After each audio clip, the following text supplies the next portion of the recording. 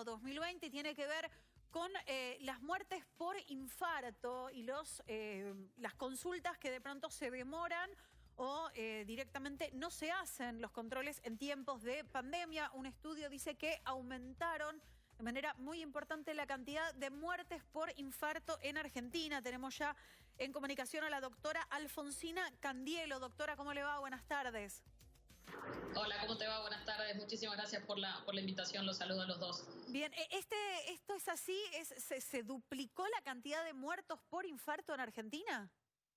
Sí, efectivamente. Digamos, nosotros trabajamos en conjunto, 30 centros de 9 provincias de la Argentina y de la ciudad de Buenos Aires. Son centros, de complejidad que están habituados, a tratar pacientes con infarto agudo de miocardio. Nosotros venimos trabajando ya desde el año 2016, recolectando y registrando datos con el objetivo, de evaluar cómo estamos tratando a los pacientes con infarto y cuál es su evolución, básicamente para intentar mejorar el tratamiento de estos pacientes. La realidad es que desde el 20 de marzo, que fue el día en el cual se instaló la cuarentena o el aislamiento social preventivo y obligatorio, lo que nosotros vimos comparado, con el mismo periodo del año pasado, o sea, del año 2019, dos cosas. Lo primero, vimos una reducción de las consultas y de las admisiones por infarto agudo miocardio, y esto ya se hizo evidente a partir del 20 de marzo, durante los últimos días de marzo y durante el mes de abril y mayo. Ese es el primer dato importante que tenemos para compartir. Bien. Que esta reducción fue de un tercio, es decir, un tercio menos de los pacientes o un 30% menos de pacientes con infarto consultaron o ingresaron a los centros de salud. ¿Sí? Tener estos datos para nosotros fue muy importante porque nos ha permitido, ustedes nos han dado también la posibilidad de hacerlo, a tanto la Sociedad Argentina de Cardiología, la Federación Argentina de Cardiología y todas las sociedades científicas, y desde centros de varios lugares del país nos han dado la posibilidad de advertir a la población sobre esto y no quedarnos, con el dato solamente, sino tomar acción e intentar mejorar esto. ¿Sí? Junto Doctora, con esto, sí. No, porque me pregunto dónde está, lo más agudo del asunto, si es la gente con condiciones preexistentes que no está haciendo sus controles anuales, o la gente que empieza a tener los síntomas de que está padeciendo un infarto, no los detecta y no llega a tiempo a la consulta. Bueno, es una mezcla de las dos cosas, ¿no? Desde el inicio de la cuarentena, la cuarentena fue muy estricta al principio. Y estos datos que yo te estoy diciendo en cuanto a la reducción de los infartos se vio también en otras partes del mundo, pero sobre todo se vio en lugares en donde el sistema de salud estaba colapsado y en donde la gente no quería ir a los centros de salud o a los hospitales o a las clínicas. Esto sucedió en España, sucedió en Estados Unidos, sucedió en Italia. No quería ir por miedo al contagio, porque veían a los centros de salud como focos posibles de contagio. Pero a diferencia de esto, a nosotros nos sucedió en la Argentina, y no son solamente centros de la Ciudad de Buenos Aires, sino que también son centros, de 8 o 9 provincias de la Argentina. Esto también se vio sin tener el sistema de salud ni estresado, ni colapsado, como estamos llegando, hasta el día de hoy. Entonces es un mensaje muy importante porque el miedo al contagio, es una de las mayores razones para que esto ocurra. Sí, entonces desde lo que nosotros podemos hacer es desde las sociedades científicas empezar a alertar a la población acerca de esto y acerca de la importancia de que está perfecto la cuestión de quedarse en casa y de cumplir con la cuarentena y con el aislamiento, que uno tiene que hacer. Pero que hay ciertas excepciones, como es si tenés dolor de pecho, si te falta el aire, si tenés hinchazón en los pies, si hay alguna parte del cuerpo que no podés moverla o no podés hablar, que son signos, de que podés estar cursando un accidente cerebrovascular. Entonces, claro, esa es la primera parte del problema. La segunda parte del problema es lo que vos me preguntabas. Por un lado tenemos los pacientes que no consultan y por otro lado, tenemos que los que ingresan al hospital tienen una mayor mortalidad, ¿sí? O sea, se duplicó la mortalidad intrahospitalaria en los pacientes que cursan un infarto agudo miocardio. Estos datos se empezaron a vislumbrar durante los últimos días de marzo y abril, sin ser muy significativa, la diferencia, pero ya a partir de mayo estos datos fueron significativos. Y básicamente esto es porque los pacientes tardan en consultar y porque tenemos datos, digamos, de que llegan con mayor compromiso hemodinámico, o sea, con un infarto más avanzado de lo que veíamos antes. ¿Y esto con qué tiene que ver? ¿Con la propia demora o con que el sistema de salud no está pudiendo llegar a tiempo a ellos?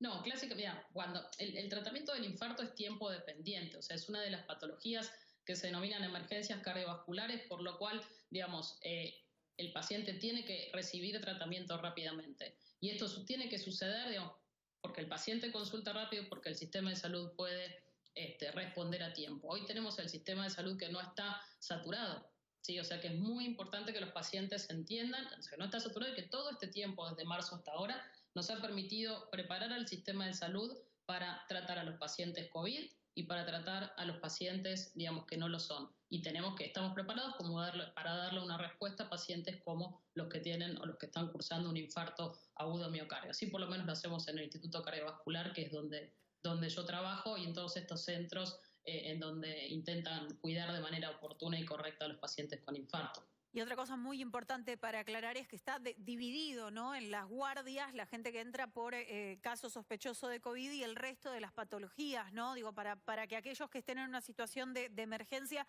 no duden en concurrir.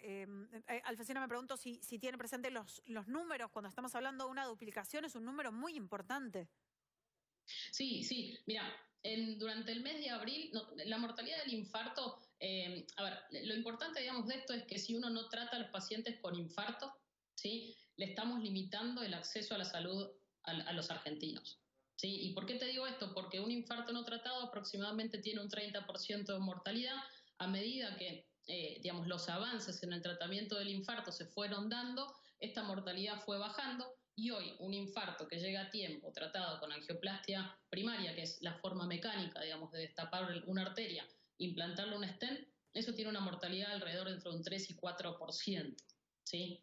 Si el paciente llega a tiempo y si la angioplastia se hace a tiempo.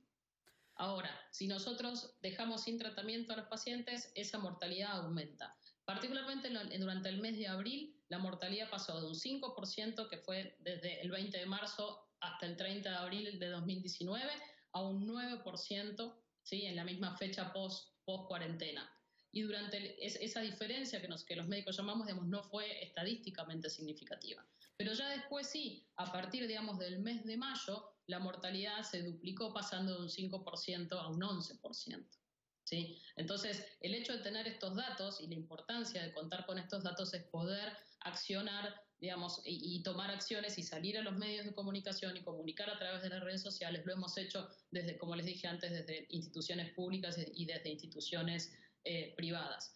Y la contracara, digamos, de esto es que durante el mes de junio y julio, los infartos volvieron, digamos, a aumentar, casi recuperándose durante el mes de julio, o sea que claramente algunas acciones que hicimos, digamos, pueden o podrían haber funcionado, y la mortalidad está recuperándose, intentando, si bien todavía continúa elevada, digamos, volvía intentando volver hacia las cifras previas. Doctora, ¿se pudo establecer de qué manera influyó esta situación tan estresante que estamos viviendo desde hace tanto tiempo, que tiene que ver con la crisis económica, la cuarentena, el encierro y demás, en el aumento de números de infarto?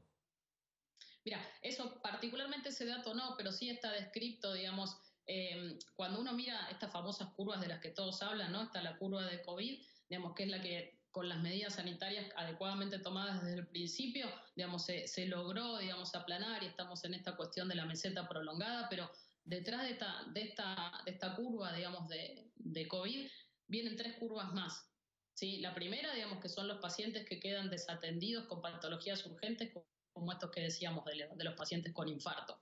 Cuando esto se prolonga en el tiempo, la tercera curva, digamos, son los pacientes con ya enfermedades crónicas, diabéticos, hipertensos, digamos, que necesitan de su control, que no deben abandonar la medicación y que tienen que hacer sus controles. Por eso nosotros desde el Instituto Cardiovascular hacemos muchísimo hincapié en tener a los pacientes controlados, y si no pueden venir de manera presencial, lo hacemos a través de consultas virtuales. Y la tercera curva, digamos, es todo el estrés y todo el daño económico más el burnout de los profesionales de la salud que toda esta pandemia genera. O sea, claramente esto es una situación inédita que está sucediendo, digamos, a nivel mundial. y que tenemos que intentar enfrentarla de manera multidisciplinaria.